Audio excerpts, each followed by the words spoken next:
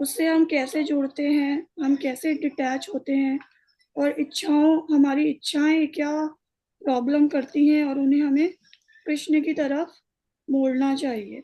फिर आपने स्टार्ट करा शाश्वत अश्वत्थ वृक्ष के बारे में, जिसकी जड़ें तो ऊपर की ओर हैं और शाखाएं उसकी नीचे की ओर हैं। और उसके बारे में आपने बताया कि ये मतलब उल्टा पेड़ है, और आपने उसकी बताया कि जैसे उसकी जड़ में भगवान कृष्ण है, उसकी पत्तियां में वेद शास्त्र हैं, उसकी टहनियां जो है वो इच्छाएं हैं।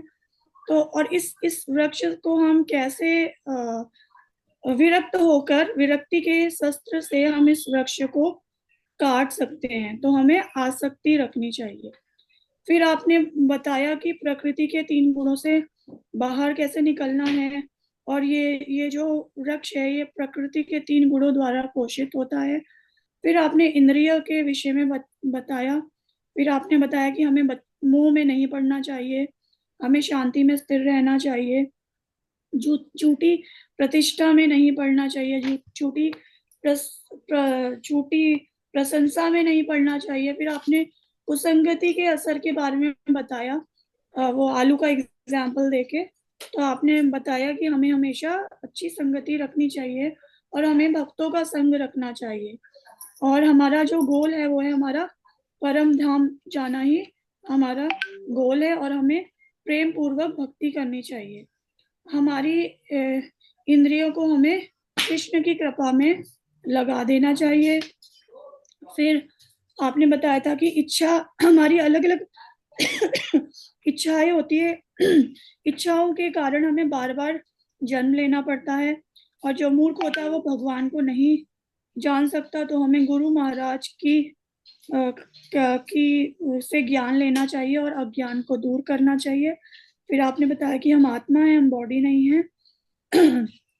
फिर आपने बताया कि भगवान ने अपने बारे में बताया कि सब कुछ जो भगवान ही है, जैसे सूर्य का तेज और अंधकार दूर करना, चंद्रमा और अग्नि का तेज, सब भगवान से ही उत्पन्न होते हैं।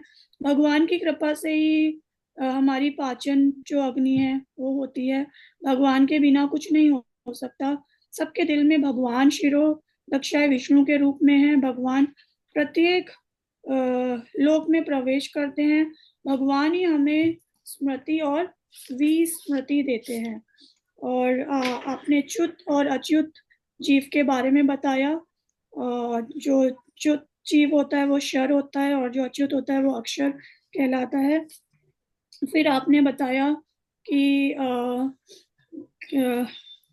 फिर आपने नेक्स्ट चैप्टर 16 में देवी और आसुरी स्वभाव के बारे में बताया कि देवी स्वभाव के लोग कैसे होते हैं, उनकी क्या क्वालिटीज होती है। निर्भयता, आत्मशुद्धि, आध्यात्मिक ज्ञान, डिसिप्लिन, क्रोध नहीं होता उन्हें, त्याग, शांति, और सम्मान की अभिलाषा नहीं होती, लोभ नहीं होती, और सबको क्षमा कर देते हैं, पवित्रता होती है, ये सब। और वो दैवी प्रकृति के होते हैं, तो देवता के तुल्य होते हैं। फिर आपने असुरी असुरी प्रकृति के लोगों के बारे में बताया कि उन्हें दंभ, दर्प, अभिमान, क्रोध और कठोरता और अज्ञान उनके स्वभाव में होता है। हरे कृष्ण। बहुत सुंदर माता जी, हरे कृष्ण माता जी। तो अब हम लोग कल हम लोगों ने कितना करा था, 4 या 5 से लोग था। 4 कर लिए थे प्रभु जी कल। जी जी। तो 5वें से स्टार्ट होगा। हरे कृष्णा। तो हम हरे लोग कृष्णा माता जी, आज आप सवाल लीजिए, थोड़ा मुझे कहीं जाना है। हो मंगलाचरण कर। सकता है मैं बीच में चला जाऊं। हाँ हरे कृष्णा। ठीक है, ठीक है, ठीक है, तो ठीक है माता जी प्रभु जी। पढ़वा लीजिए। जी जी जी, ठीक है। हरे कृष्ण सभी को। ओम नमो भगवते वासुदेवाय। ओम नमो भगवते वासुदेवाय। ओम नमो भगवते वासुदेवाय। ओम अज्ञानतिमिरान्धस्य ज्ञानञ्जनशलाकया चक्षुरुन्मिलितं येन तस्मै श्रीगुरुवे नमः। श्रीचैतन्यमनोभीष्टं स्थापितं येन भूतले स्वयं रूपं कदादि महिमं ददाति शब्दान्तिकं वन्देऽहं श्रीगुरुश्रीयुतकमलं श्रीगुरुवैष्णवांश श्री रूप सागर जातम सहगण रघुनाथान वितम तम सजीवम सावदेतम सावभूतम परिजन सहित कृष्ण चैतन्य देवम श्री राधा कृष्ण पादान सहगण ललिता श्री विशाखान्वितांश। हे कृष्ण करुणा सिंधु दीनु बंधु जगतपते गोपेश गोपिका कांत राधा कांत नमस्तुते। तप्त कांचन गौरांगी राधे वृंदावनेश्वरी वृषभुवन सुते देवी प्रणमामि हरि प्रिये। नमः विष्णुपादाय पृष्ठपृष्ठाय भूतले श्रीमते भक्ति वेदांत स्वामिनि इति नामिने। नमस्ते सरस्वती देवी गौरवाणी प्रचारिणी निर्विशेषा शून्यवादी पाश्चात्य देश तारिणी। जय श्री कृष्ण चैतन्य प्रभु नित्यानंदा श्री अद्वैत गदाधर श्रीवासदि गौर भक्त वृंदा। हरे कृष्णा कृष्णा कृष्णा हरे हरे हरे राम राम राम हरे हरे। हरे कृष्णा कृष्णा कृष्णा हरे हरे हरे राम राम राम हरे हरे। हरे कृष्णा कृष्णा कृष्णा हरे हरे हरे राम राम राम हरे हरे। हरे कृष्णा। सभी वैष्णव को दंड प्रणाम। हरे कृष्णा। श्रील प्रभुपाद की जय। गुरु महाराज जी की जय। हरे कृष्णा। तो आज हम लोग 4 श्लोक हो चुके हैं अध्याय 16 के। दैवी संपदि मोक्षाया निबंधाया सुरीमता मां शुचु संपदम दैवीम अभिजातो असि पांडव। तो यहाँ पे दिव्य गुण मोक्ष के लिए अनुकूल है और आश्रय गुण बंधन दिलाने के लिए। तो हे पांडव पुत्र, तुम चिंता मत करो, क्योंकि तुम दैवी गुणों से युक्त होकर जन्मे हो। तो अर्जुन से इसलिए कह रहे हैं कि अर्जुन के अंदर करुणा और दया भाव का जो चीजें प्रकट हुई थी, उसके लिए भगवान कह रहे हैं कि तुम ऑलरेडी दिव्य गुणों से बंधे हुए, मतलब तुम्हारे अंदर दिव्य गुण हैं।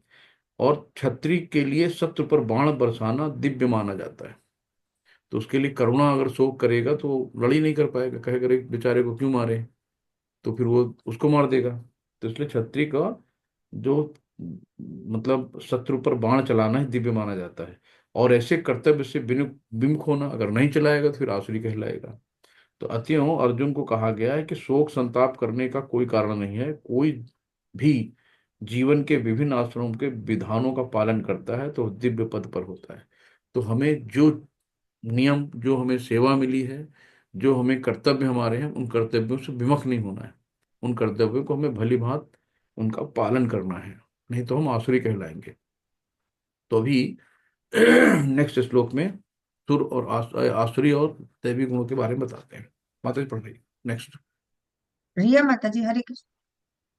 माता जी हैंड रेज अभी चल रही है। शिल्पी माता जी, आप पढ़ लीजिए। हरे कृष्ण माता जी। हरे कृष्ण प्रभु जी, दंडवत प्रणाम। भूत सर्गो लोके अस्मिन् देव आसुर एव च देवो विस्तारशा प्रोक्ता आसुरं पार्थ मे शृणु। हे पृथा पुत्र, इस संसार में सृजित प्राणी 2 प्रकार के हैं, दैवी तथा आसुरी। मैं पहले ही विस्तार से तुम्हें दैवी गुण बतला चुका हूँ। अब मुझसे आसुरी गुणों के विषय में सुनो। हरे कृष्णा। तो एक तो हम लोग ये मोटा मोटा जान लें कि देवी और आसुरी यानी असुर कौन होते हैं। जो भगवान से द्वेष करते हैं, शास्त्र विहित विधानों को नहीं मानते और अपनी सनक अनुसार काम करता है, वो आसुरी कहलाता है। यानी कि शुद्ध शब्दों में कह ले कि जो भगवान के सुर में सुर नहीं मिलाते, वो असुर होते हैं। जो भगवान की बातें नहीं मानते हैं, विधि विधानों का पालन नहीं करते हैं, तो वो असुर कहलाते हैं।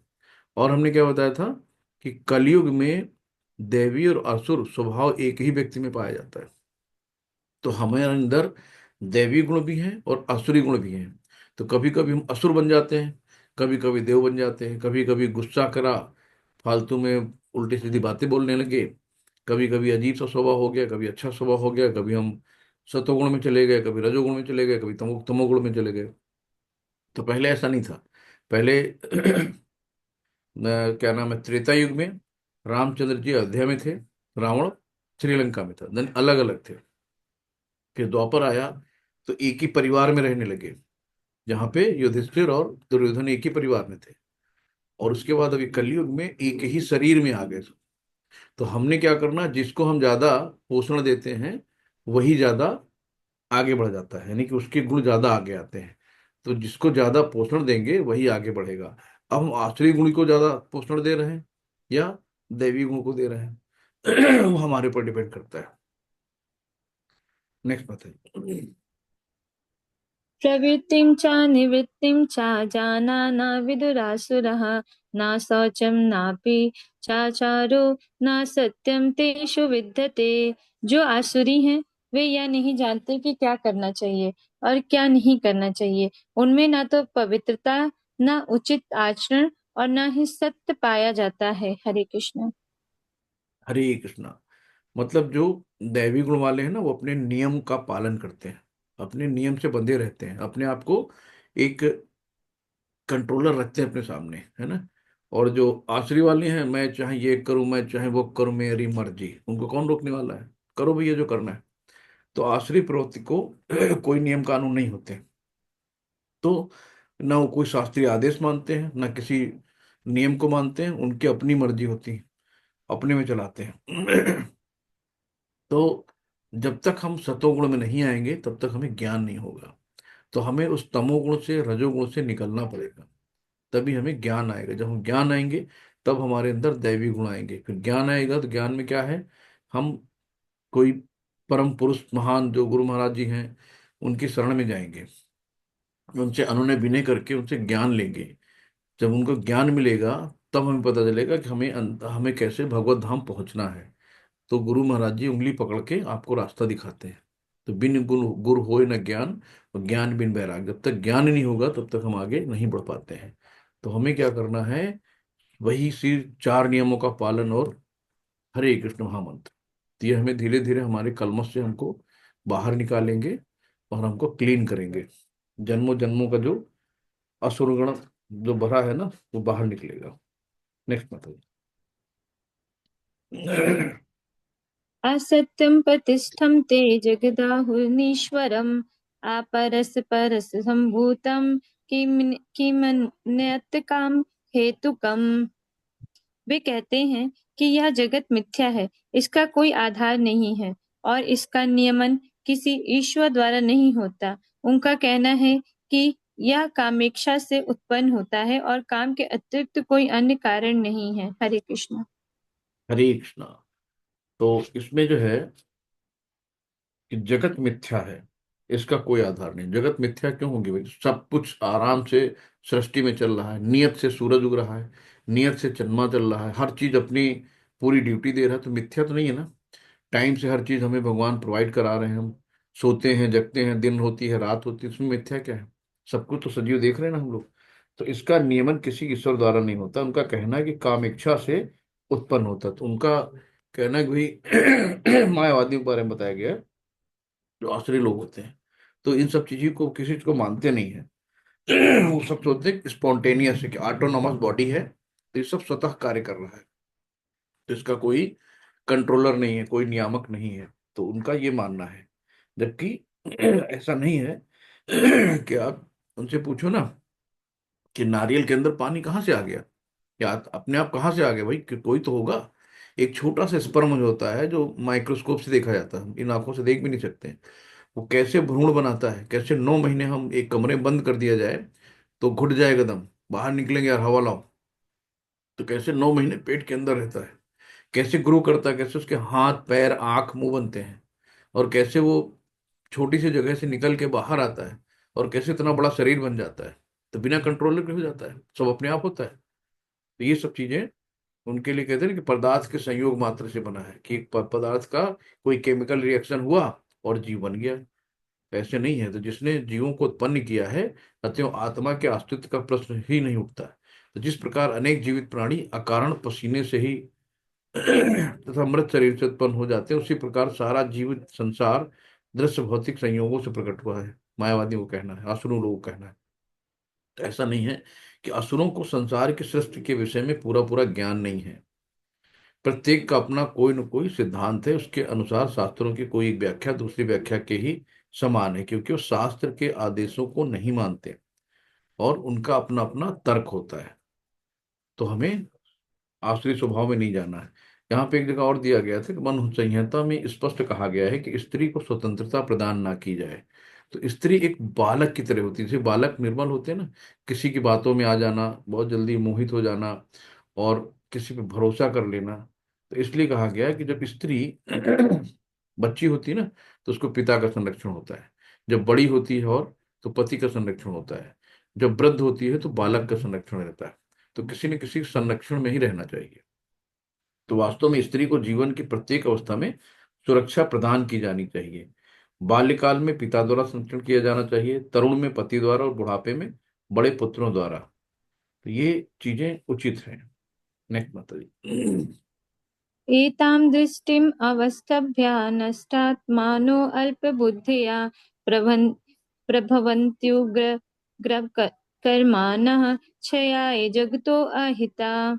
ऐसे निष्कर्षों का अनुगमन करते हुए आसुरी लोग, जिन्होंने आत्मज्ञान खो दिया है और जो बुद्धिहीन है, ऐसे अनुपयोगी एवं भयावह कार्यों में प्रवृत्त होते हैं जो संसार का विनाश करने के लिए होता है। हरे कृष्ण। हरे कृष्ण माता जी। तो इसमें देखिए ना कि संसार का विनाश कैसे हो रहा है। आजकल देखिए कितने युद्ध चल रहे हैं, और युद्ध कौन कर रहा है? हम ही लोग कर रहे हैं। और युद्ध में जो चीजें नई नई बनाई गई हैं, मिसाइल्स और ऐसे ऐसे परमाणु बम हथियार, कौन बना रहा है? साइंटिस्ट बना रहे हैं। किसके विनाश के लिए बना रहे हैं? अपने विनाश के लिए। परमाणु बम ऐसा है कि एक बार अगर किसी ने छोड़ दिया तो स्टार्ट करने का बटन है, एंड करने का नहीं उनके पास। तो अपनी मौत का साधन खुद आदमी बना रहा है ना। कि कौन कर सकता है? एक दैवी प्रकृति वाला तो करेगा नहीं। तो साइंटिस्ट भी आसुरी प्रवृत्ति में आते हैं कि ऐसी ऐसी खोज कर देते हैं कि दुनिया का नष्ट, दुनिया का विनाश हो जाए। तो दुनिया का विनाश कोई दैव पुरुष तो चाहेगा नहीं, तो खुद ही ऐसे करते हैं। तो साइंटिस्ट उसी में आते हैं। तो ये कोई बुद्धिमानी नहीं है ना। जैसे माइकल जैक्सन था, वो भी, उसने कम से कम 150 डॉक्टर अपने पास रख रखे थे कि वो भी चाहता था कि हमको कुछ ना हो, अगर कोई जरूरत पड़े तुरंत किडनी ले आओ। तो सारी मैचिंग करा के गुर्दे वाले, हार्ट वाले, लीवर वाले, ट्रांसप्लांट की जरूरत होगी तो हम ट्रांसप्लांट करा लेंगे, है ना। जैसी भी जरूरत होगी, उनकी डाइट फिक्स थी कि किस डाइट कौन सी खानी है। तो 150 डॉक्टर का पैनल था उसके साथ में। तो उसको ये लगता था कि मैं आराम से जिंदा रहूंगा, मुझे कुछ नहीं होगा। लेकिन उसकी बहुत बुरी तरीके से मृत्यु हुई। उसकी स्किन एकदम सड़ गई थी। उसने क्या कराया था कि मिलेनियम पिगमेंट, काला था एकदम, तो काले से गोरा बनना था। तो उसने जो पिगमेंट होता है मिलेनिन, जिसकी वजह से कलर आता है स्किन में, तो उसने पूरा मिलिन मेलेनिन को निकलवा दिया था स्किन से। उसकी वजह से वाइट गोरा हो गया। तो उसके बाद होता है ना कि ये जो भगवान ने जो चीजें बनाई है ना, उसके अगेंस्ट जाओगे तो बहुत बुरा होगा। उसकी स्किन एकदम सड़ गई। कोई भी टच कर लेता था ना, स्किन बाहर आ जाती थी। बहुत बुरी मौत मरा। तो कभी भी हमें भगवान के अगेंस्ट नहीं जाना चाहिए, उसकी बनाई हुई दुनिया के अगेंस्ट नहीं जाना चाहिए कि हम पता लगा हम काला बनाए तो हम गोरा बन जाएंगे, हम ऐसा कर देंगे। अरे जैसे हमें बनाया है।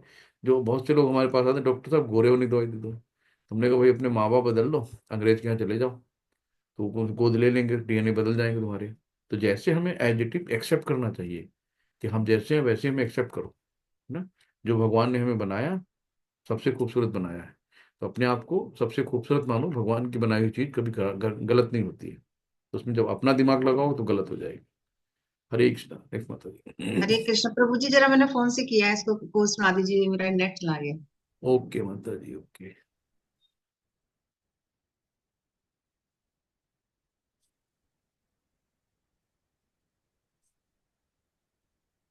हो गया माता जी। मैं पढ़ूं प्रभु जी? हाँ हाँ, पढ़िए। धन्यवाद जी, माता जी पढ़ी। कामम् आश्रित्य दुष्पूरं दम्भमानमदान्विताः मोह मोहाद् गृहीत्वात् सद्ग्रहान्त प्रवर्तन्ते आशुचि व्रता। कभी न संतुष्ट होने वाले काम का आश्रय लेकर तथा गर्व के मद एवं मिथ्या प्रतिष्ठा में डूबे हुए आसुरी लोग इस तरह मोहग्रस्त होकर सदैव क्षण भंगुर वस्तुओं के द्वारा अपवित्र कर्म का व्रत लिए रहते हैं। हरे कृष्णा। हरे कृष्णा। तो सब आसुरी लोगों को बताया गया है ना कि कभी न संतुष्ट होने वाले, हम गाना गाते रहते हैं, दुनिया में आए हो तो मौज करो यारो। तो बस मौज करने के लिए आते हैं वो लोग, तो किसी चीजों को नहीं मानते, तो अपनी मौज में मस्त रहते हैं। तो काम का आश्रय लेकर तथा गर्व के मद एवं मिथ्या प्रतिष्ठा में डूबे हुए आश्री लोग इस तरह मोहग्रस्त होकर सदैव क्षण भंगुर वस्तुओं द्वारा अपवित्र कर्म का व्रत लिए रहते हैं। तो उनको अपनी मौज मस्ती में किसी से क्या बन बिगड़ रहा है, किसी के साथ क्या गलत कर रहे हैं, उनको मत पता नहीं रहता है। वो अपने सुख के लिए कुछ भी कर सकते हैं, किसी को कितनी भी पीड़ा दे सकते हैं, उनको सुख मिलना चाहिए, लेकिन उनके सुख में कोई दिक्कत, जिसने दखल दिया वो उनका दुश्मन हो गया। तो इस तरीके से उन ऐसे जो लोग होते हैं असुरी स्वभाव के होते हैं। तो उनमें ये जो हम लोग चार नियमों का पालन बताया जाता है ना, वो चार नियमों का पालन करते ही नहीं है। उनको हमेशा पराई स्त्री अच्छी लगती है, उनको मांस अच्छा लगता है, उनको दारू अच्छी लगती है, नशा अच्छा लगता है, उनको सट्टेबाजी, ट्रेडिंग में पैसा लगाएंगे, उसमें व्यस्त रहेंगे, आज कब गिर रहा है कब उठ रहा है, जुआ खेलेंगे। तो हमेशा ऐसे प्रवृत्ति रहते हैं। तो इन लोगों से हमें दूर रहना है।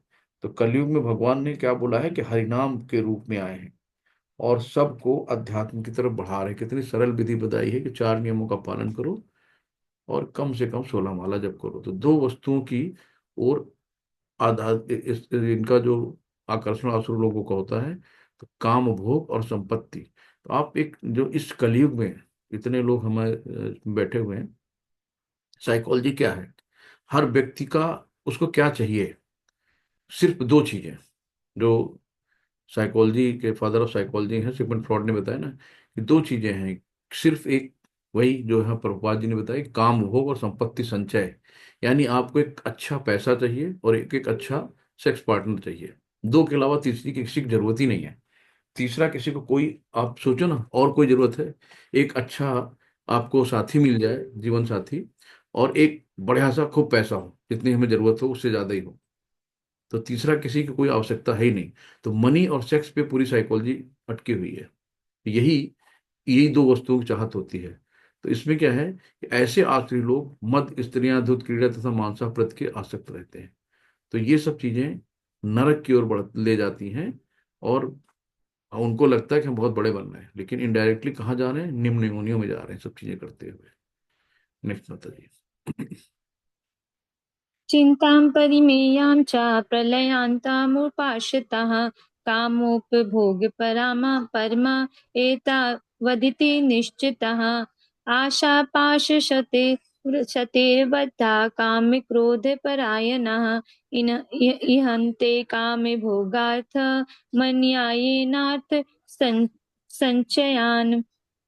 उनका विश्वास है कि इंद्रियों की तुष्टि ही मानव सभ्यता की मूल आवश्यकता है। इस प्रकार मरण काल तक उनको अपार चिंता होती रहती है। वे लाखों इच्छाओं के जाल में बंद कर तथा काम और क्रोध में लीन होकर इंद्रिय तृप्ति के लिए अवैध ढंग से धन संग्रह करते हैं। हरे कृष्ण। तो ऐसे लोग क्या करते हैं, कभी संतुष्ट नहीं होते हैं। उनका क्या यार, जीवन तो एक ही बार मिला है ना, पता नहीं कल मिले ना मिले। तो जीवन दोबारा मिले ना मिले, इसलिए मौज कर लो बढ़िया। और अपनी खुद की लिस्ट बनाते हैं कि मुझे क्या क्या चाहिए लाइफ में, मुझे कितने घर चाहिए, कितनी गाड़ियां चाहिए, कितनी बीवियां चाहिए। तो उसी में अपना लिस्ट बनाकर और भौतिक जीवन में कितना उनको एंजॉय कर सकते हैं उसी में लिप्त रहते हैं। तो उनको लगता है ना कि पता नहीं दोबारा जिंदगी मिले ना दोबारा। तो आश्री लोग मानते हैं कि इंद्रियों का भोग ही जीवन का परम लक्ष्य है। तो इंद्रियों को भोग कितना से ज्यादा कर सकते हैं उसी में उलझे रहते हैं। तो जीवन के लिए उनकी योजनाओं का अंत नहीं होता है। तो एक पूरी होती है मांग, दूसरी डिपेंड हो जाती है, तो अपना उनकी लिस्टिंग कभी कमी नहीं होती है। और वे एक के बाद एक योजना बनाते रहते हैं जो कभी समाप्त नहीं होती है।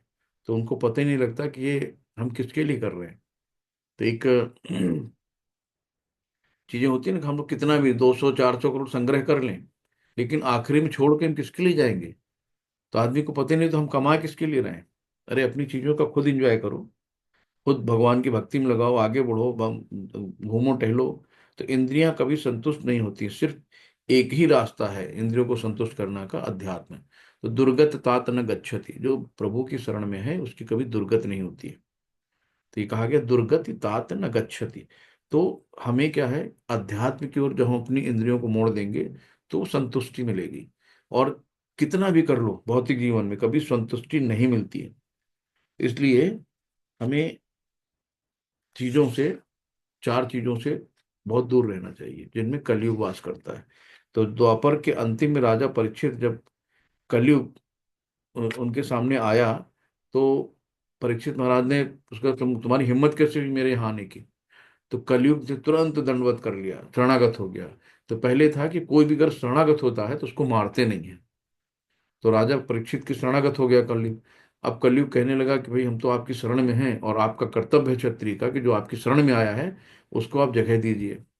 अब परीक्षित महाराज बड़े सोच में पड़ गए कि करें तो क्या करें, इसको कहाँ शरण दें। तो ऐसी कोई जगह नहीं कि इसके रहने लायक हो, कि जहां भी जाएगा गंदा कर देगा। तो फिर भी बड़े सोच में पड़े रहे। तो उसी से पूछा, तो उसने बताया कि 4 जगह रहना चाहता हूँ। तो उन्होंने यही 4 जगह कि जहाँ अवैध संबंध है। तो देखो, जितना पश्चिम देश है, पश्चिम देशों में तो बहु भक्ति थी नहीं, तो बहु प्रपात जी गए तो वहाँ पे उन्होंने बहुत अच्छे से सब चीज़ें बताया।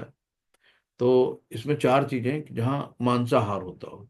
तो मांसाहार का क्या मतलब हुआ कि जो मांस खाता है, यानी उसकी दया का नाश हो गया, तो उसके अंदर दया भाव नहीं, तभी तो जीवों की हत्या करके खाता है ना। कि ऐसे पिताजी मर गए, माता जी मर गए, तो बोले मिट्टी है, छुओ नहीं। तो मतलब अपवित्र हो गई, है ना, बिना नहाए बिना मिर्चा लाल फुटके गंगा जल डाले अंदर नहीं आएंगे बिस्तर पे। और वहां से बाहर से क्या करेंगे, मुर्दा को लेके आएंगे, मटन चिकन लेके आए और बढ़िया किचन में उसको फ्राई किया, छौंका वगारा, और पेट को बना लिया कब्रिस्तान। डकार भी नहीं आया, आके बिस्तर पे सो गए। तो वो कोई मुर्दा पितर नहीं हुआ जो खाने वाला है।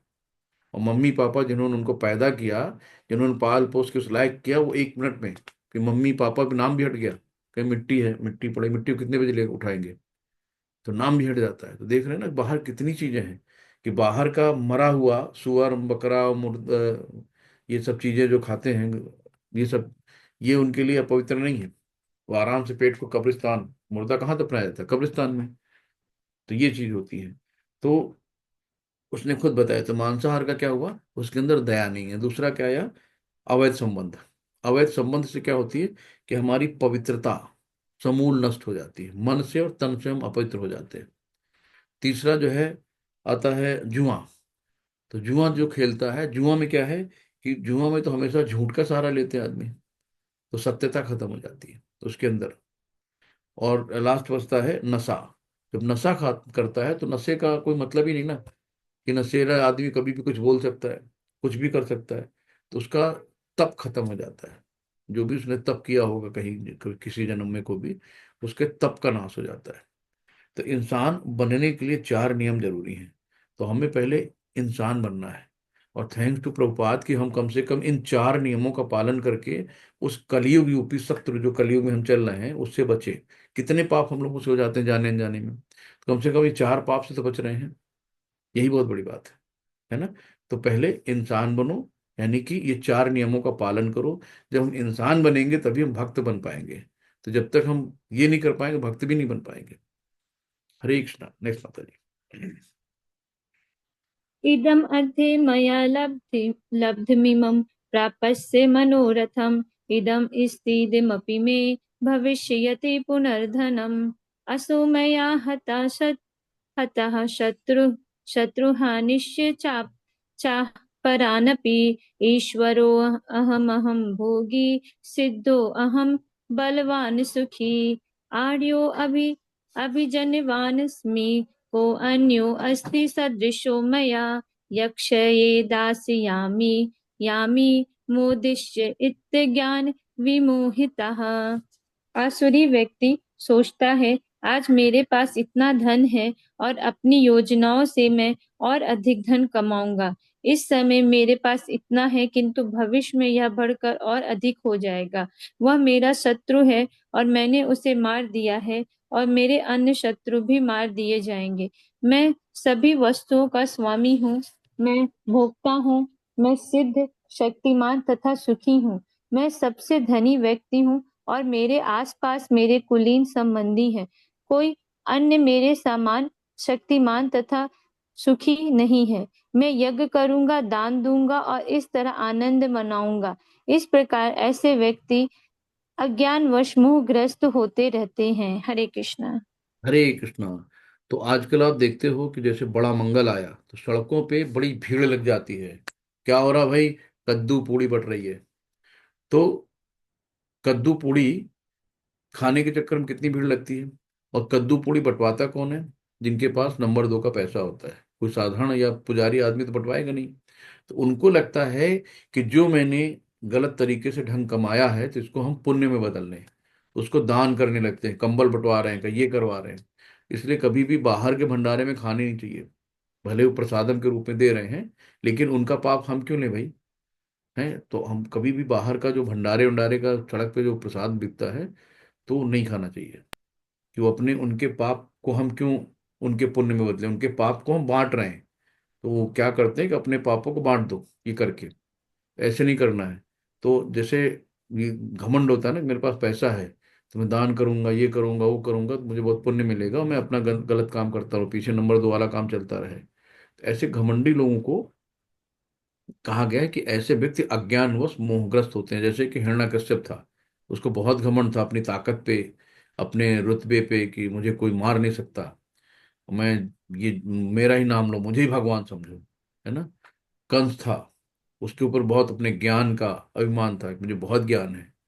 तो ये सब इनका भी बहुत अभिमान हो जाता है कि जो हम यज्ञ तप दान करते हैं ना, इनका भी हमें होता है कि मैं बहुत बड़ा दानी हूं, मैं ये भी हूं। ये भी, इसमें भी आदमी बंध जाता है। तो हमें ये सब नहीं करना है, इनसे दूर रहना है। नेक्स्ट माता जी। हरे कृष्णा। धन्यवाद माता जी। ललिता माता जी अभी आप पढ़ लीजिए। जी माता जी, हरे कृष्णा। सभी को साक्षात दंडवत प्रणाम। अनेक चित्त विभ्रांता मोहजाल समावृता प्रसक्ता काम भोगेषु पतंती नरके अश्रुचो।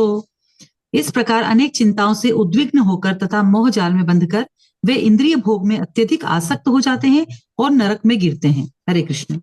हरे कृष्णा। तो इन सब चीजों से बचने के लिए हमें क्या करते हैं? नरक में गिरते हैं।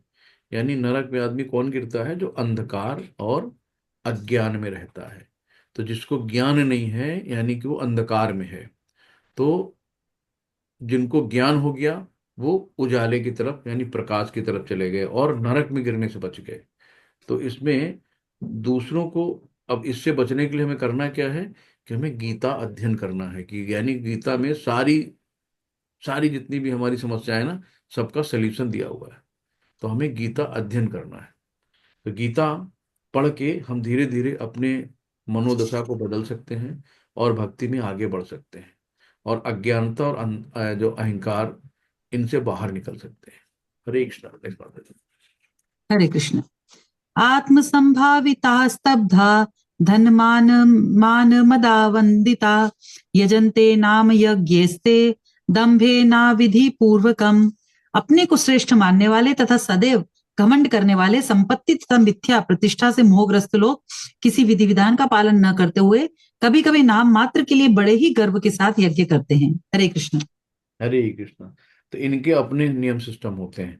ये किसी नियम सिस्टम को मानते नहीं। ये बोलते हैं कि जैसा मैं समझ रहा हूँ, जैसा मुझे आता वही सही है, हम अपने हिसाब से करते हैं।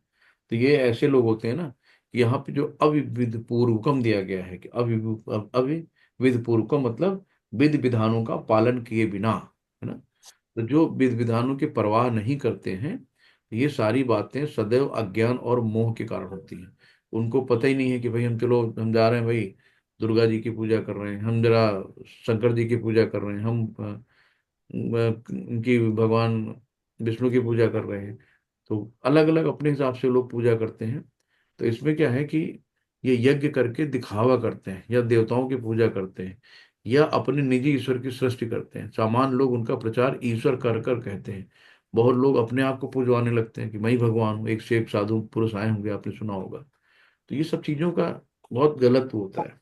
तो ऐसे लोगों के साथ क्या होता है कि ये सब अधोगति होती है, निम्न योनि में जाते हैं बाद में। नेक्स्ट बताइए। हरे कृष्ण। अहंकारं बलं दर्पं कामं क्रोधं च संश्रिता माम आत्म परदेहेषु प्रद्विषन्तो अभ्यसूयकाः। मिथ्या अहंकार, बल, दर्प, काम तथा क्रोध से मोहित होकर आसुरी व्यक्ति अपने शरीर में तथा अन्यों के शरीर में स्थित भगवान से ईर्ष्या और वास्तविक धर्म की निंदा करने लगता है। हरे कृष्ण। हरे कृष्ण। तो ये जो मिथ्या अहंकार, बल, दर्प, काम, क्रोध है ना, से मोहित होकर असुरी व्यक्ति अपने शरीर में तथा अन्यों के शरीर में स्थित भगवान से ईर्ष्या करने लगता है। जैसे वो था क्या नाम, शिशुपाल, तो भगवान से ईर्ष्या करता था, तो हमेशा उनको अपशब्द बोलता था। और भगवान ने क्योंकि वचन दिया था अपनी बुआ जी के कि इसके हम 100 गलतियां माफ करेंगे, तो काउंट होती रहती थी। ऐसे हम भी जो भी कुछ करते हैं ना, अच्छा करते हैं बुरा करते हैं, सब काउंटिंग है। तो हमें कितने बार भगवान ने वचन दिया माफ करने का मुझे नहीं पता, तो सबकी काउंटिंग है। कि शिषपाल को तो हमने पढ़ लिया कि 100 बार अगर तुम गलती करोगे 99 बार माफ करेंगे, लेकिन 100वीं गलती माफ नहीं करेंगे। तो भगवान जो कितनी गलतियां माफ करते हैं। यहाँ अगर किसी ने एक बार गलत बोल दिया तो दोबारा थप्पड़ पड़ जाता है, तुमको एक बार समझाया था ना, समझ में नहीं आया। तो भगवान कितने महान है कि 100 गलतियों तक माफ करते हैं। तो हिरण्यकश्यप है, तो कितनी गलतियां करते थे, और ये भगवान से ईर्ष्या करते थे। हिरण्यकश्यप कहता था मुझको भगवान को, मेरा नाम लो, भगवान का नाम नहीं लो। तो ये दैवी गुणों का जो हमें पोषण, मतलब दैवी गुण, हमें आप अपने अंदर दैवी गुण विकसित करनी चाहिए। इन सब चीजों से बहुत दूर रहना चाहिए। वो कैसे डेवलप होंगे? कि भक्तों का संग करें, है ना, भक्तों के संग से सत्य संग, सत्य का संग करें, और भगवान के मंदिर जाएं, शास्त्रों का अध्ययन करें, गुरु का साथ करें। तो जो भी भगवान के मुंह से चीजें निकलती हैं ना, वही धर्म होता है। तो भगवान की वाणी ही धर्म है। वेदों को पढ़ें, है, वेदों क्या है? भगवान की वाणी है। तो इनसे हम धीरे धीरे इन सब चीजों से निकल के बाहर आ सकते हैं। हरे कृष्ण। मते नेक्स्ट। हरे कृष्ण। तानहं द्विषतः क्रूरान् संसारेषु नराधमान् क्षिप्राम्यजस्त्रमश्रुभाना सुरीष्वेव योनिषु।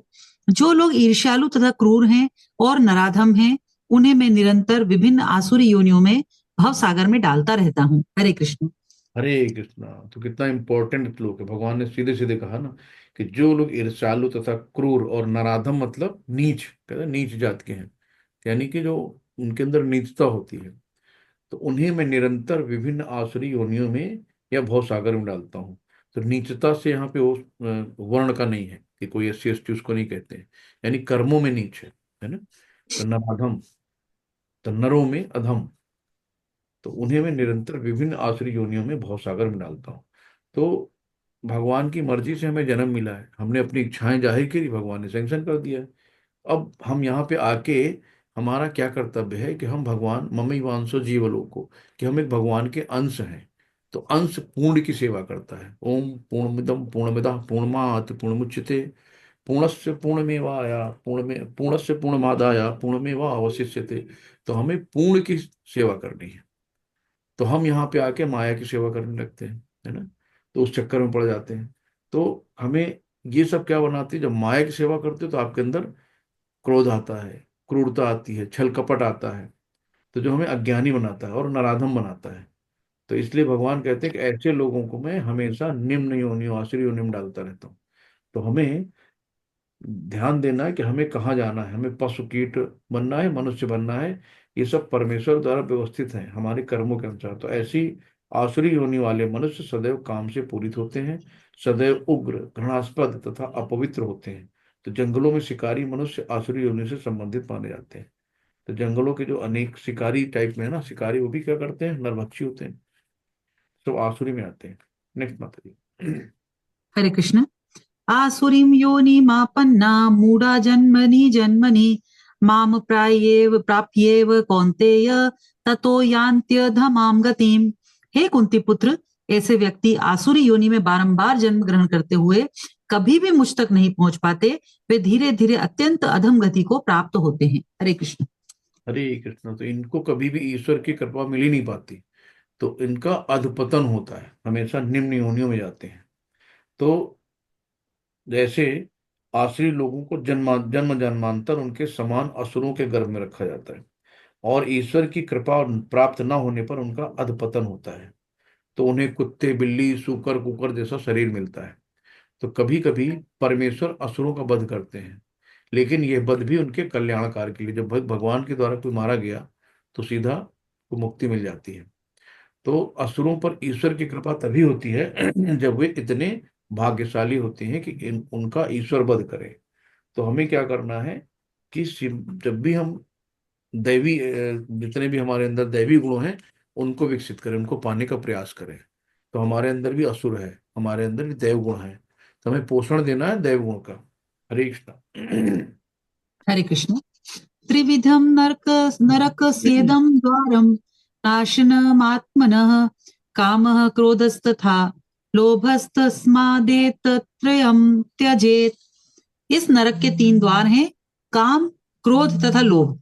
प्रत्येक बुद्धिमान व्यक्ति को चाहिए कि इन्हें त्याग दे, क्योंकि इनसे आत्मा का पतन होता है। हरे कृष्ण। हरे कृष्ण। भगवान ने नरक का द्वार बता दिया है ना, कि नरक के द्वार कौन कौन से हैं।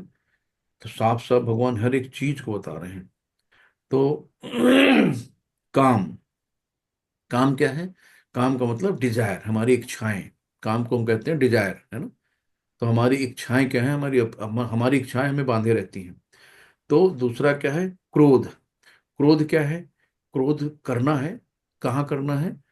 कोई भगवान की बुराई कर रहा है, कोई भगवान से ईर्ष्या कर रहा है, कोई धर्म को गलत कह रहा है, तो हमें क्रोध भी भगवान की सेवा में लगाना है। जैसे कि हनुमान जी ने क्या किया था, भगवान की खुशी के लिए लंका में आग लगाई।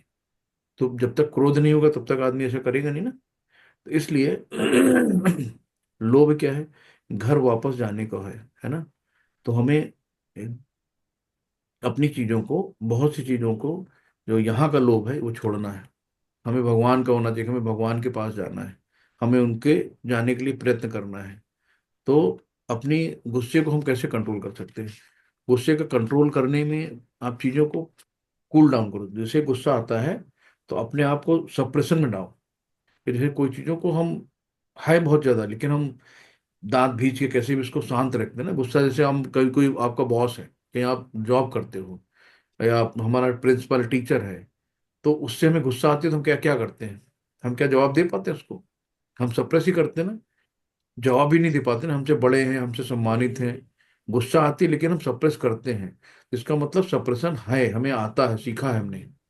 तो हमें क्या करना है, कभी भी गुस्सा है तो हमें अपने आप को सप्रेस करना है। ठीक है। तो जब सप्रेस करेंगे, धीरे धीरे कंट्रोल आना शुरू हो जाएगा, उसकी आदत पड़ जाएगी। पहले हमें ब्रेक लगाना सीखे, तो जहां किसी ने बोला तुरंत रिएक्शन और जवाब पे जवाब।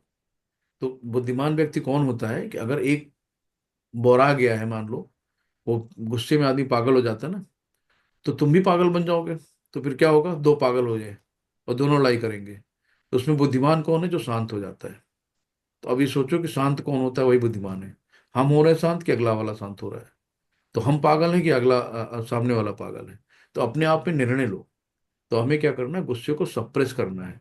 इसकी आदत डालो धीरे धीरे सप्रेस करने की। जब कंट्रोल हो जाएगा, सप्रेशन की आदत पड़ेगी ना, तो अपने गुस्से को कंट्रोल कर सकते हैं। और गुस्सा बहुत खराब चीज होती है। गुस्से में आदमी, परिवार तबाह हो जाते हैं, एक दूसरे के गर्दन काट देते हैं, भाई भाई को मार देता है। तो इतनी, मतलब गुस्से में कहते हैं ना, आदमी पागल हो गया। पागल कुछ भी कर सकता है। तो इस तरीके से हमें पागलपन में नहीं जाना है। तो ये भगवान ने स्वयं कहा ना, ये 3 नरक के दौर हैं। तो हमारी जो डिजायर है, क्रोध है और लोभ है, तो इन्हें हमें त्यागना है। तो जो बुद्धिमान मनुष्य आसुरी योनि में नहीं गिरना चाहता, उसे चाहिए कि इन 3 शत्रुओं का परित्याग कर दे, क्योंकि ये आत्मा का हनन, आत्महा कहते हैं इसको, इस हद तक कर देते हैं कि भव बंधन से मुक्ति की संभावना नहीं रह जाती है। तो डोंट रिएक्ट। हरे कृष्ण। हरे कृष्ण। एतैर्विमुक्तः कौन्तेय तमोद्वारे स्त्रीभिर्नरः आचार्यत्यात्मनः श्रेयस्ततो याति पराम गतिम। हे कुंती पुत्र, जो व्यक्ति इन तीनों नरक द्वारों से बच पाता है, वह आत्म साक्षात्कार के लिए कल्याणकारी कार्य करता है और इस प्रकार क्रमशः परम गति को प्राप्त होता है। हरे कृष्ण। हरे कृष्ण। परम गति मैंने, परम गति मतलब भगवत धाम को प्राप्त होता है। तो जो व्यक्ति इन तीनों नरक द्वारों से बच जाता है, वो आत्म साक्षात्कार के लिए कल्याणकारी कार्य करता है। जब हम अपने आप को जानेंगे ना कि I am soul not a body, तो इस प्रकार भगवत धाम वापस जा सकते हैं। तो इस हमको क्या करना है कि भक्ति में बद्ध जीव की मुक्ति निश्चित है। तो जो भक्ति कर रहा है उसकी मुक्ति निश्चित है।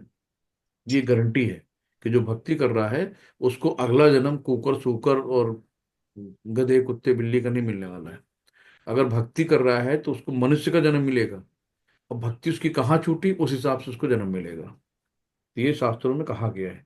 तो वैदिक अनुसारों के अनुसार 4 आश्रम तथा 4 वर्णों का विधान किया गया है। विभिन्न जातियों के लिए विभिन्न विभिन्न विधानों की व्यवस्था है। यदि मनुष्य उसका पालन कर पाता है तो स्वतः ही आत्म साक्षात्कार के सर्वोच्च पद को प्राप्त कर लेता है। तब उसकी मुक्ति में कोई संदेह नहीं रह जाता है। हरि बोल। नेक्स्ट माता जी। हरे कृष्ण। यह शास्त्र विधि मुत्सृज्य वर्तते काम कारतः न स सिद्धिम वाप्नोति न सुखम न पराम गतिम। जो शास्त्रों के आदेशों की अवहेलना करता है और मनमाने ढंग से कार्य करता है, उसे न तो सिद्धि, न सुख, न ही परम गति की प्राप्ति होती है। हरे कृष्ण। हरे कृष्णा। तो मतलब फिर यहाँ पे एक और आसुरी लक्षण बता दिया भगवान ने कि जो शास्त्रों के आदेशों की अवहेलना करता है, मनमाने ढंग से कार्य करता है कि मैं चाहे ये करूं, मैं चाहे वो करूं, मेरी मर्जी, उसे ना तो सिद्धि मिलती है, ना सुख, ना ही परम गति को प्राप्त हो पाता है। तो यानी कि यहाँ जन्म मृत्यु जरा व्याधि के चक्कर में ऐसे लोग पड़े रहते हैं। तो शास्त्र विधि मित्र से जय, यानी कि जो जिसके लिए नियत कार्य किया गया। अब कुत्ते से कह दो कि तुम पेड़ पे चढ़ जाओ, हाथी से कह दो तुम पेड़ पे चढ़ जाओ, क्या चढ़ पाएगा वो? तो जो पेड़ पे चढ़ पाता है ना, तो उससे कहो ना कि बंदर तुम पेड़ पे चढ़ जाओ, वो चढ़ जाएगा। तो जो आपके लिए, बहुत से लोग होते हैं ना, देखो परेशान क्यों रहते हैं आज इस दुनिया में, परेशान क्यों है? यार उसका काम बहुत अच्छा चलता है, वो वाली उसने दुकान खोली, उसकी बहुत चलती है, मेरी कम चलती है। तो आदमी अपने काम को नहीं देखता, दूसरे को जरूर देखता है कि वो बड़ा सुखी है यार, उसका बिजनेस बहुत अच्छा है, उसका पैसा ज्यादा पैसा कमाता है, हम भी यार वही वाला बिजनेस डालेंगे। तो हम भी वही काम कर लेते हैं। तो अपना काम काम करने के साथ में 4 काम और बटोर लेता है। तो एक के साधे सब सदे, सब साधे सब जाए। तो आपको एक काम करना है और पूर्ण विश्वास से करना है, उसी में आपकी प्रोग्रेस होगी। 10 काम करने की सोचेंगे तो कुछ भी नहीं कर पाएंगे। तो मतलब होता स्पेशलाइजेशन, यानी कि आप सब स्पेशलाइजेशन बन नहीं सकते कि आप जितने भी एमडी और डीएमओ सब कुछ बन जाएंगे। तो आपकी एक तरफ आप करो। देखो बहुत से जो है ना डॉक्टर, एक स्पेशलाइजेशन कार्डियोलॉजिस्ट है तो कार्डियोलॉजिकल कार्डिक देखते हैं, है ना, गायनो को है गायनी देखेंगे, तो सब नहीं देखते हो। और वो जो इंडिविजुअल एक है ना, उनकी ही बहुत बढ़िया चलती है। इसी तरीके से हमको एक अपना नियत हमें करना है कि हमें करना क्या है। तो सब आने के चक्कर में कुछ भी नहीं हो पाता है। तो जो शास्त्र में निहित है वो हमें देखना है कि हमारे लिए भगवान ने क्या बनाया, हम किस काम के लिए हम फिट हैं। तो हम दुकान खोल सकते हैं, हम नौकरी कर सकते हैं, बिजनेस कर सकते हैं, हम किस लिए फिट हो रहे हैं, तो अपने आप को वहां फिट करो। और उस पे जिसमें आपका मन लगता है वो काम करोगे तो फिर प्रोग्रेस बहुत अच्छी होगी। तो अपने आप को कृष्ण भावनामृत तथा भक्ति के पद पर ऊंचा ले जाना है, तभी वो परम सिद्ध अवस्था को प्राप्त कर सकता है, अन्यथा नहीं। तो बिना भक्ति के कुछ संभव नहीं है। नेक्स्ट बताइए। हरे कृष्ण। तस्मात् शास्त्रं प्रमाणं ते कार्याकार्य व्यवस्थितो ज्ञात्वा शास्त्र विधानोक्तम कर्म कर्तुमिहार्हसि। अतएव मनुष्य को यह जानना चाहिए कि शास्त्रों के विधान के अनुसार क्या कर्तव्य है और क्या अकर्तव्य है।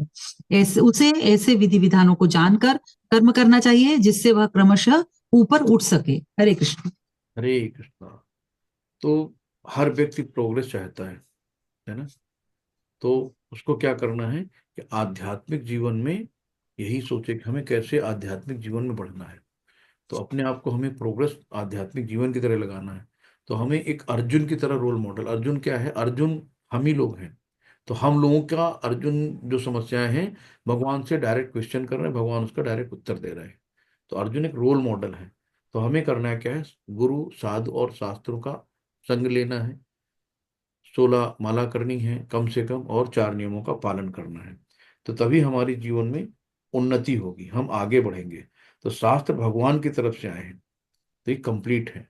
कभी भी हम शास्त्रों पे क्वेश्चन नहीं उठा सकते हैं, क्योंकि शास्त्र में भगवान की वाणी है, इनकम्प्लीट हो ही नहीं सकते। तो हम सब में क्या होता है, मनुष्यों में सबसे बड़ी चीजें क्या होती हैं, कमी। कमी क्या मतलब, जैसे 4 त्रुटियां पढ़ी होंगी आप लोगों ने, कि धोखा देना, मोहग्रस्त रहना, अपूर्ण इंद्रियां और भ्रमित रहना। तो ये सब चीजें हमारे में कमियां हैं। तो इन सब कमियों को हम धीरे धीरे भक्ति में आके अपने आप को सही कर सकते हैं। और इन 4 दोषों के कारण बद्ध जीव विधि विधान बनाने के लिए अयोग्य होता है। अतएव विधि विधान जिनका उल्लेख शास्त्र में होता है इन दोषों से परे होते हैं। सभी बड़े बड़े महात्माओं, आचार्य तथा महापुरुषों द्वारा बिना किसी परिवर्तन के स्वीकार कर लिए जाते हैं। तो जो शास्त्रों के तात्पर्य को वास्तव में समझता है वो भाग्यशाली माना जाता है। तो मनुष्य को कम से कम सत्वगुण तक तो ऊपर उठना ही चाहिए। सत्वगुण तक उठे बिना वो तमो तथा रजोगुण में रहता है, जो आसुरी जीवन के कारण स्वरूप है। रजो तथा तमो गुणी व्यक्ति शास्त्र, पवित्र मनुष्य तथा भगवान के समुचित ज्ञान की खिल्ली उड़ाते हैं। वे गुरु के आदेशों का उल्लंघन करते हैं, और जो शास्त्रों के विधानों की परवाह नहीं करते, वे भक्ति की महिमा का श्रवण करके भी उनके प्रति आकृष्ट नहीं होते। तो हमें क्या करना है? प्रामाणिक गुरु का मार्गदर्शन प्राप्त करना है और अपना जीवन सफल बनाना है, क्योंकि गुरु हमेशा उच्च पद की ओर हमें उन्नत का मार्ग दिखाते हैं। तो जो भी शास्त्रों में लिखा है सब देखना है। हरे कृष्णा, दंडवत प्रणाम। तो इस चैप्टर 16 यहाँ कंप्लीट होता है। किसी को कुछ ऐड करना है, कोई सुझाव देना है या कोई क्वेश्चन हो तो आप पूछ सकते हैं। हरे कृष्णा। तो हमारे पास अभी 10-15 मिनट है, तो हम लोग सोचेंगे 17 में भी थोड़ा सा कर लेते हैं, क्योंकि 18 में 72 श्लोक में लगभग,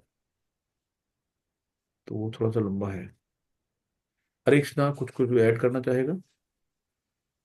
कोई क्वेश्चन हो? 77। प्रभु जी हरे कृष्णा। हरे कृष्णा माता जी, बोलिए माता जी। प्रभु जी मेरा क्वेश्चन है, मैं पूछ लूं आपसे? हाँ हाँ, बिल्कुल बिल्कुल माता जी, बोलिए।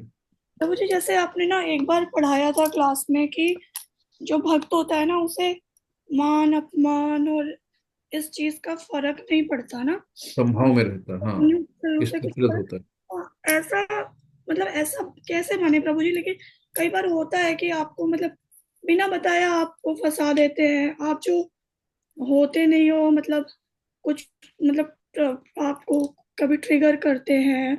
और मतलब अब मैं कैसे आपको बताऊं? तो हाँ, मैं बता समझ रहा हूँ माता जी। ये समझिए कि देखिए, हमारे अनेका अनेक जन्म हो चुके हैं, ठीक है ना।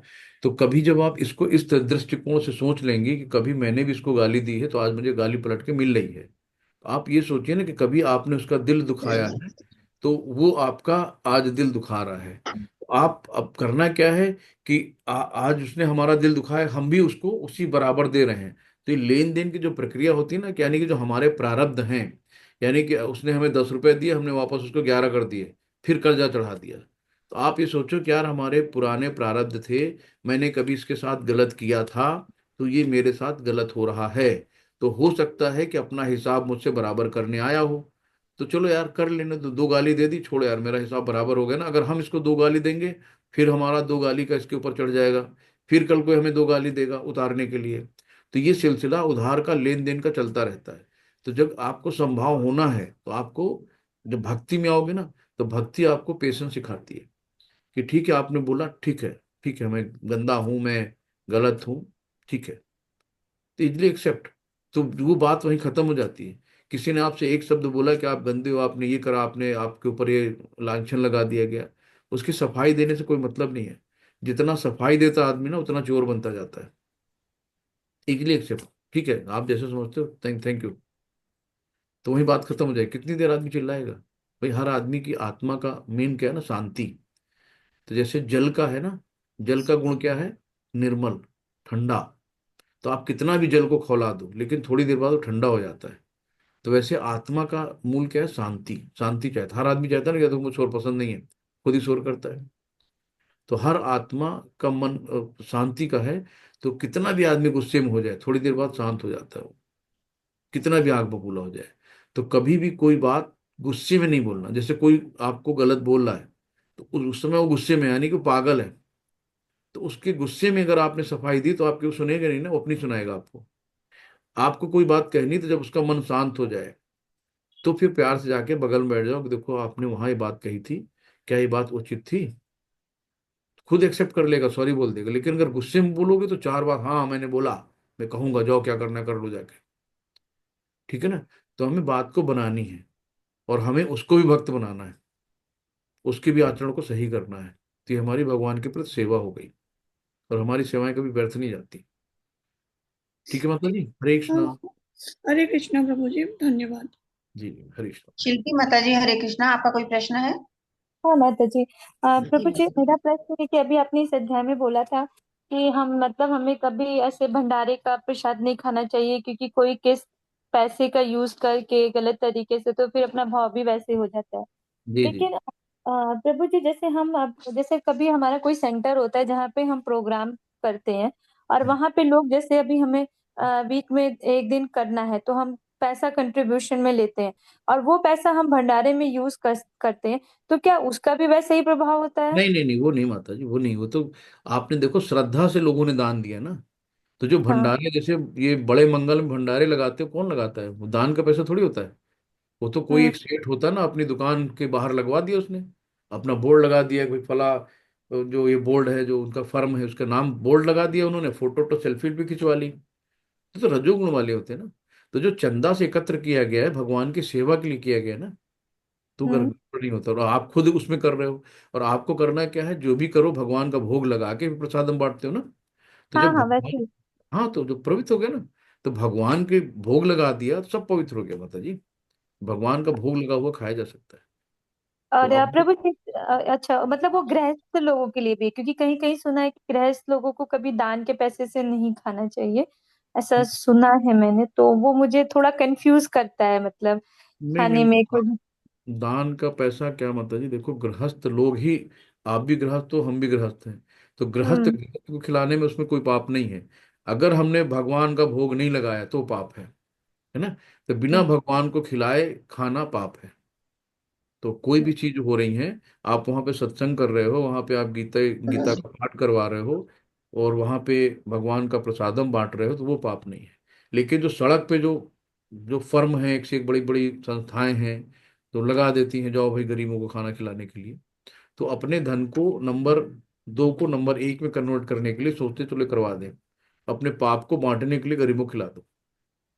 समझ रहे माता जी? तो हाँ ऐसे हाँ। मंदिर में प्रसाद बनता है तो गृहस्थ का पैसा तो लगता है मंदिर में। तो मंदिर कौन सा पैसा लेके आता है? तो गृहस्थी तो हम्म। देते हैं ना। मंदिर किससे चलता है? गृहस्थ से चलता है। तो 4 वर्ण आश्रम है, तो उसमें गृहस्थ ही तो पैसा देता है मंदिर को, और कौन देता है? यस प्रभु जी। क्लियर है ना यस। माता जी? तो हाँ, फिर वो यस प्रभु ये जी। तो गृहस्थ का दिया हुआ, तो मंदिर का भी नहीं खाएंगे, वो भी पाप लगेगा। तो मंदिर कहाँ से लाएगा पैसा भाई? ठीक है। हम्म। हाँ ठीक है, थैंक यू प्रभु जी। हरे कृष्णा, हरे कृष्णा। तो नेक्स्ट एक दो श्लोक लेने क्या माता जी? 17 के। ठीक है, ठीक है प्रभु जी। अगर हरे जिसको पढ़ना है वो हैंड रेज कर सकते हैं। हरे कृष्णा। जी, हरे कृष्णा। तो अब अध्याय 17 में आपका स्वागत है। तो यहाँ पे टोटल 28 श्लोक हैं। तो 28 में 1 से 10 तक 3 गुणों में आस्था। तो कैसे 3 गुणों में हम आस्था अपनी बना सकते हैं? पूजा, भोजन, यहाँ पे चीजें दी गई हैं कि कैसे हमें भोजन करना है, कौन सा भोजन किस समय खाना है, कौन सा रजोगुण में होता है, कौन सा सतोगुण में होता है ना। तो 3 गुण 3 ताप क्या है सब, तो भी हमें ये आगे देखने को मिलेगा। 11 से 22 श्लोक जो होते हैं, उसमें तीनों गुणों में कैसे बलिदान, तपस्या और दान वगैरह के बारे में दिया गया है। और 22 से 28 में ओम तत्सत का जाप करने से क्रियाएं शुद्ध होती हैं। तो कभी भी किसी को दान दो ना। एक मैंने माता जी को देखा था, मुझे अच्छा लगा, उन्होंने अपने राइट हैंड में ओम तत्सत लिखा रखा था। यानी कि किसी को हम दाहिने हाथ से जो भी देते हैं दान, तो दान देते समय आप ओम तत्सत जरूर कहो, उससे दान पूर्ण हो जाता है। तो इसमें लास्ट 2 श्लोक जो हम लोगों ने पढ़े हैं वो इससे कनेक्टेड है। तो श्रद्धा के विभाग यानी 3 विभाग हैं। तो श्रद्धा त्रय विभाग योग कहा गया है। तो अर्जुन उवाच ये शास्त्र विधिमुत्सृज्य यजन्ते श्रद्धयान्विता तेषां निष्ठा तु का कृष्ण सत्यमाहोरजस्तमः। तो तीनों गुणों में आस्था, पूजा और भोजन के बारे में यहाँ पे बताया गया है। तो अर्जुन ने कहा, हे कृष्ण, जो लोग शास्त्र के नियमों का पालन न करके अपनी कल्पना के अनुसार पूजा करते हैं, उनकी स्थिति कौन सी है? वे सतोगुण हैं, रजोगुणी हैं या तमोगुणी? तो अर्जुन का क्वेश्चन पहले श्लोक से है। तो यहाँ पे अभी हम लोगों ने लास्ट 2 श्लोक पढ़े। जो शास्त्रों के आदेशों की अवहेलना करता है और मनमाने ढंग से कार्य करता है, उसे न तो सिद्धि, न सुख, न परम गति की प्राप्ति होती है। और दूसरे लास्ट वाले में बताया गया है, अतएव मनुष्य को जानना चाहिए कि शास्त्रों के विधान के अनुसार क्या कर्तव्य है और क्या अकर्तव्य है। जो ऐसे विधि विधानों को जानकर कर्म करना चाहिए जिससे वो क्रमशः ऊपर उठ सके। तो जो शास्त्रों के नियमों का पालन नहीं करता वो असुर है। और जो निष्ठापूर्वक इन नियमों का पालन करता है वो देव है। तो ये दोनों चीजों को हम लोगों ने पढ़ा है। नेक्स्ट माता जी, भगवान जी का स्टार्ट करें। श्री भगवान वाचा। रूमा माता जी, हरे कृष्णा, आप पढ़ लीजिए। हरे कृष्ण। श्री भगवान उवाच त्रिविधा भवति श्रद्धा देहिनां सा स्वभावजा सात्विकी राजसी चैव तामसी चेति तां शृणु। भगवान ने कहा, देहधारी जीव द्वारा अर्जित गुणों के अनुसार उसकी श्रद्धा 3 प्रकार की हो सकती है, सतोगुणी, रजोगुणी अथवा तमोगुणी। अब इस विषय में मुझसे सुनो। हरे कृष्ण। हरे कृष्ण। तो भगवान ने कहा कि देवधारी जीव द्वारा अर्जित गुणों के अनुसार उसकी श्रद्धा 3 प्रकार हो सकती है। सतोगुणी श्रद्धा एक पहली होती है, दूसरी श्रद्धा क्या है, रजोगुणी श्रद्धा है, और तीसरी श्रद्धा है तमोगुणी श्रद्धा। तो भगवान कहते हैं कि अब इनके बारे में सुनो। तो सतोगुणी रजो तमो पूर्व कर्मों के अनुसार एक विशेष प्रकार का स्वभाव प्राप्त करता है। जो हमारे पूर्व के कर्म होते हैं वैसे हमें स्वभाव मिलता है कि हम सतोगुणी में हैं कि रजोगुणी में हैं कि तमोगुणी में। तो हमारे कर्मों के जो लेखा जोखा जो हमारे प्रारब्ध होते हैं उनके अनुसार। लेकिन यदि कोई प्रमाणिक गुरु की संगत करता है और उसके साथ शास्त्र के विधि विधानों का पालन करता है तो उसकी यह मनोवृत्ति बदल सकती है। यानी कि हम भले ही तमोगुणी या रजोगुणी में रहे हों, लेकिन अगर गुरु की संगत मिल गई, भक्तों का संग मिल गया, तो हमारी मनोवृत्ति बदल सकती है। तो कहने का तात्पर्य यह है कि प्रकृति के किसी गुण विशेष में अंधविश्वास करने से ही व्यक्ति सिद्ध प्राप्त नहीं कर सकता। उसे प्रमाणिक गुरु की संगत में रहकर बुद्धिपूर्वक बातों पर विचार करना होगा, तभी वो उच्चतर गुण की स्थिति को प्राप्त कर सकता है। तो यहाँ पे देखो, मुक्ति क्या है, यानी कि ब्रह्म परमात्मा भगवान। तो यहाँ पे 3 तरह के ज्ञानी हैं, भक्त हैं और कर्मी हैं। तो ज्ञानी कौन है, जिसको परमात्मा का ज्ञान है ना। तो वो परमात्मा का ज्ञान प्राप्त करके सुखी रहता है और बहुत ज्यादा कहाँ तक जाता है, ब्रह्म ज्योति तक जाता है। तो यानी ब्रह्म का हो गया। भक्त क्या है, अब प्रेमा भक्ति। भक्त में कई चीजें होती हैं, जैसे 5 रस हम लोगों ने पढ़े, शांत रस, दास्य रस, साख रस, वात्सल रस, प्रेम रस। इन सबों में कृष्ण की ओर हम प्रेम कर सकते हैं। तो भक्त में जैसे आप हम हैं, कोई कृष्ण जी को वात्सल रस में प्रेम करता है, कोई कहते हैं मेरे लल्ला है, मेरा पुच्चू है, मेरा बउआ है, कोई उनको भगवान के रूप में चाह रहा है, कोई उनको सखा के रूप में कि मेरे यार दोस्त हैं, है ना। तो अलग अलग भाव होते हैं। कोई वात्सल रूप में देख रहा है, कोई उनकी सेवा करता है, दास रूप में देखता है उनको, कोई सखे के रूप में देखता है। इस तरीके से भक्त भगवान को अलग अलग भाव से शुद्ध सत्व की तरफ से हम कृष्ण को प्राप्त करने की कोशिश करते हैं। और तीसरे कैटेगरी में आते हैं कर्मी, यानी राजसी। तो राजसी ये स्वर्ग तक जाते हैं। इनका क्या होता है कि दान कर दिया, हॉस्पिटल खुलवा दिए, पुरुषार्थ करा दिया, धर्मार्थ चैरिटेबल बनवा दी, स्कूल बनवा दिए। तो इस तरीके से पुण्य कर्म कमाते हैं। तो पुण्य कर्म कमा के स्वर्ग तक पहुंच गए। और कब तक रहते हैं, जब तक इनके कर्म क्षीण नहीं होते। यानी कि जब तक पुण्य कर्म, यानी कि अकाउंट में जब तक पैसा है तब तक तो एंजॉय करेंगे उसका। और जैसे ही अकाउंट से पैसा खत्म हुआ, चेक बाउंस होनी शुरू, यानी फिर से इनका पतन होता है, फिर से नीचे में आते हैं। तो हम क्या करते हैं, जब तक भक्ति शास्त्र विधि विधानों को नहीं जानते और आलस्य या कार्म विमुक्तावश इनका पालन नहीं करते, इनमें कोई इसमें भक्ति कर ही नहीं सकते इन सभी चीजों में। नेक्स्ट माता जी। हरे कृष्ण। सत्वानुरूपा सर्वस्य श्रद्धा भवति भारत श्रद्धामयो अयं पुरुषो यो यच्छत्रं स एव सः। हे भरत पुत्र, विभिन्न गुणों के अंतर्गत अपने अपने अस्तित्व के अनुसार मनुष्य एक विशेष प्रकार की श्रद्धा विकसित करता है। अपने द्वारा अर्जित गुणों के अनुसार ही जीव को विशेष श्रद्धा से युक्त कहा जाता है। हरे कृष्ण। तो यहाँ पे क्या है कि जो उसके द्वारा अर्जित स्वभाव के अनुसार उसकी श्रद्धा उत्तम है, यानी कि सतोगुणी है, राजसी है, रजोगुणी है या तामसी है। तो हमारे जो अर्जित स्वभाव, यानी कि हम जो पोटली लेके आए हैं ना, पिछले अपने जो प्रारब्ध है उनके अनुसार हमारा स्वभाव होता है। तो प्रत्येक जीव परमेश्वर का अंश है, अतएव वो मूलतः इन समस्त गुणों से परे है। लेकिन जब वो भगवान के साथ अपने संबंध को भूल जाता है और बद्ध जीवन में भौतिक प्रकृति के संकर में आता है, तो वो विभिन्न प्रकार की प्रकृति के साथ संगत करके अपना स्थान बनाता है। इस प्रकार प्राप्त कृत्रिम श्रद्धा और अस्तित्व मात्र भौतिक होते हैं। भले ही कोई किसी धारणा या देहात्म बोध द्वारा प्रेरित हो, लेकिन मूलतः वो निर्गुण या दिव्य होता है। अतएव भगवान के साथ अपना संबंध फिर से प्राप्त करने के लिए उसे भौतिक कलमश से शुद्ध होना पड़ेगा। यही एकमात्र है। तो हमें क्या करना है कि हमारे मन में कितने जन्म जन्मांतर के कलमश हैं, तो उनको हम कैसे साफ करेंगे? हरे कृष्ण महामंत्र के द्वारा, भक्तों का संग द्वारा, है ना, 4 नियमों का पालन करके। तो इस श्लोक में श्रद्धा शब्द अत्यंत सार्थक है। श्रद्धा मूलतः सतोगुण से उत्पन्न होती है। मनुष्य की श्रद्धा किसी देवता, किसी कृत्रिम ईश्वर, मनोधर्म में हो सकती है, लेकिन प्रबल सत्ता सात्विक कार्यों से उत्पन्न होती है। किंतु भौतिक बद्ध जीवन में कोई भी कार्य पूर्णतः शुद्ध नहीं होता, वो सब मिश्रित होते हैं। तो शुद्ध सत्य में रहकर मनुष्य भगवान के वास्तविक स्वभाव को समझ सकता है। जब तक हम शुद्ध शुद्धता नहीं आएगी, शुद्ध सत्य नहीं होगा, तब तक हम भगवान को समझ ही नहीं सकते हैं। तो उसी किसी का हृदय सतोगुण में स्थित है तो उसकी श्रद्धा भी सतोगुणी है। किसी का रजोगुण में है तो रजोगुणी उसकी श्रद्धा है। किसी का तमोगुण है तो उसकी श्रद्धा तमोगुणी है। तो विभिन्न प्रकार के श्रद्धाओं के अनुसार विभिन्न प्रकार के धर्म होते हैं। धार्मिक श्रद्धा का असली सिद्धांत सतोगुण में ही स्थित होता है। तो हमें पहले हमारा सबसे क्या होता है, मन और हृदय दूषित होता है। मन और हृदय दूषित होता है, फिर आगे चीजें जाती है। नेक्स्ट माता जी। हरे कृष्णा।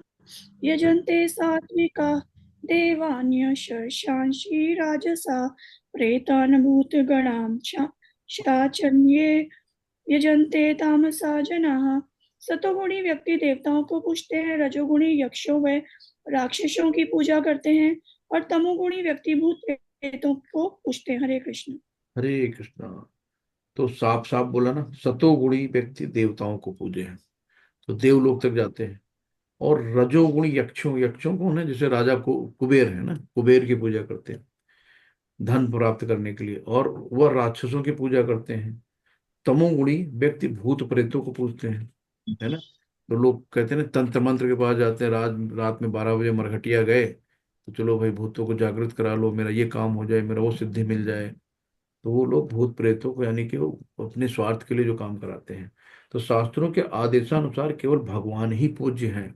भगवान ने कहा ना कि आप पेट में खाना गया ना अमाशय में तो पूरे शरीर को मिल गया। और ये तो नहीं कि हाथ को अलग खिलाएंगे, आंख को अलग खिलाएंगे, पैर को अलग खिलाएंगे। तो वैसे अगर भगवान की पूजा हो गई श्री कृष्ण की, तो सारे देवी देवता अपने आप पूजनीय हो गए, सबको पहुंच जाता है। तो भोक्ता, मेन भोक्ता जो है विष्णु भगवान कृष्ण ही है। तो जो लोग सतोगुणी हैं वो सामान्यतः देवताओं की पूजा करते हैं। इसमें ब्रह्मा शिव अनेक देवता यथा इंद्र चंद्र सूर्य सम्मिलित हैं। तो देवता बहुत सारे हो सकते हैं ना। तो इसीलिए जो रजोगुणी है वो राक्षस राक्षसों की पूजा करते हैं। तो द्वितीय विश्व के समय कलकत्ता का एक व्यक्ति हिटलर की पूजा करता था। जब हिटलर को उन्होंने रखा, जैसे बहुत लोग सचिन तेंदुलकर की पूजा करते हैं, बहुत लोग जो फिल्म एक्टर हैं उनकी, कोई अमिताभ बच्चन की पूजा कर रहा है, कोई शाहरुख खान की पूजा कर रहा है, ठीक है ना। तो इसी प्रकार जो रजोगुण तथा तमोगुण में होते हैं सामान्यतः किसी प्रबल मनुष्य को ईश्वर के रूप में चुन लेते हैं और सोचते हैं कि कोई भी व्यक्ति ईश्वर की पूजा की तरह पूजा जा सकता है और फल एक सा होगा। तो यहाँ पे बहुत लोग कब्रिस्तान जाते हैं, भूत प्रेतों की पूजा करते हैं। अंधविश्वासी बहुत से होते हैं। तो बहुत तरीके से, कोई भूत किसी वृक्ष में बैठा है, कोई पेड़ पे भूत बैठा है, उस वृक्ष की पूजा बलि चढ़ाने लगते हैं वहां जाके। इस तरीके से बहुत सी चीजें होती हैं। मैथुन सेवा भी तमोगुणी मानी जाती है। तो तमोगुणी का प्रभाव, तो निर्विशेषवादी सतोगुण में स्थित माने जाते हैं और वो पंच देवताओं की पूजा करते हैं।